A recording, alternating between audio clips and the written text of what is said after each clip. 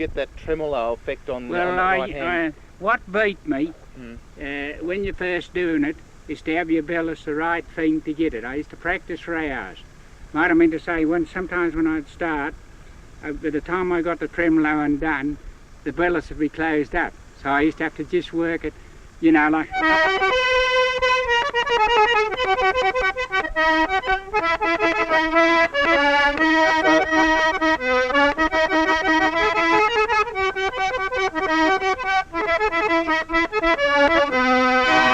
So no one taught you that part?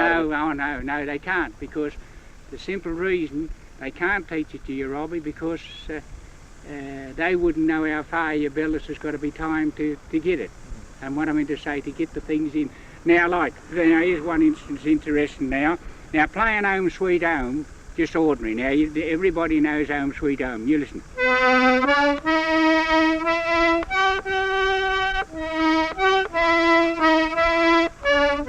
Well, then this come from Dad. It's Home Sweet Home, played in waltz time, but they called it variations in them days, right?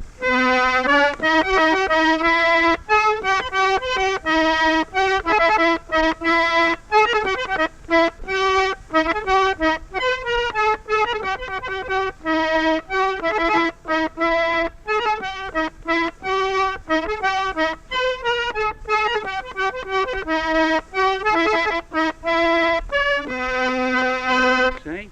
That's variations. You picked up a lot from your father, did you, Dad? Yes, that was, Rob, that's what I mean to say. And one of Dad's main things is how you held the accordion. Right. That's what you How did. was that? Hey? Well, you had to keep the accordion, the corner of the accordion on the top of on your knee, on your leg like that.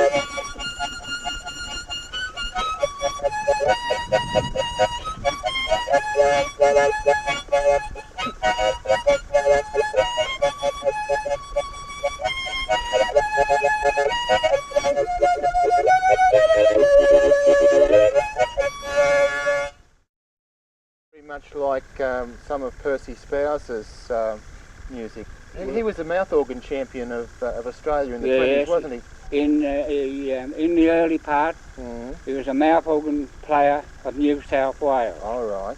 Then in later years, in the last records, he was a champion mouth organ player of Australia. Really?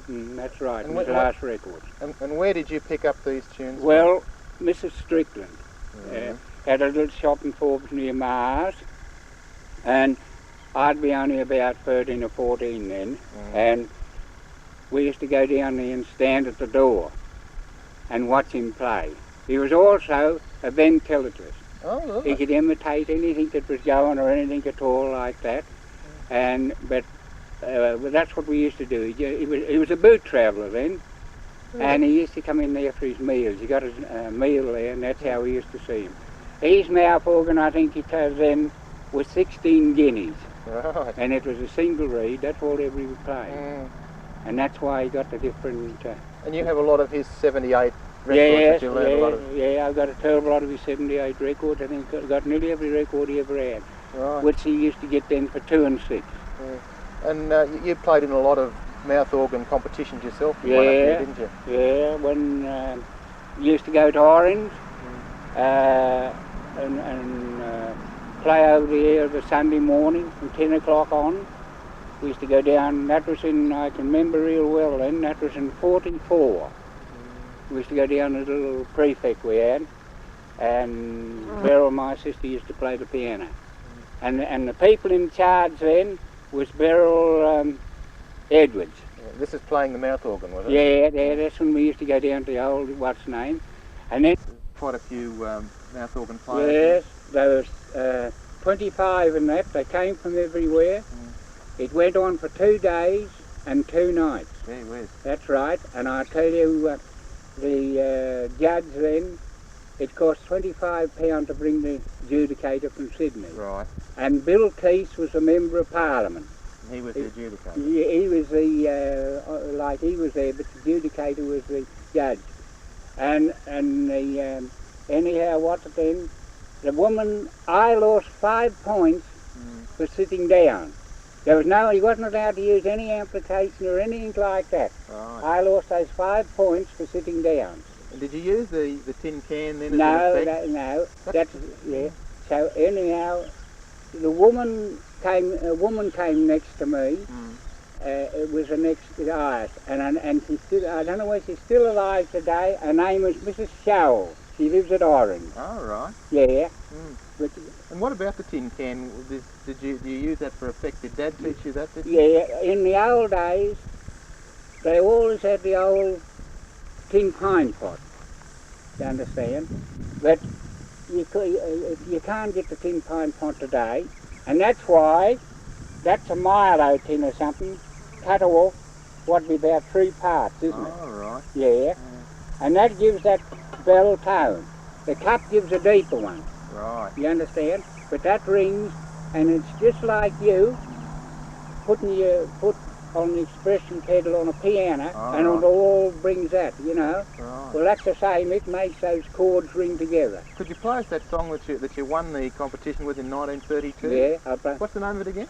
The Last Rose of Summer and a bit of Annie Laurie. Right. And when I done, the judge said he's never heard recording in undertones in his life in a mouth organ.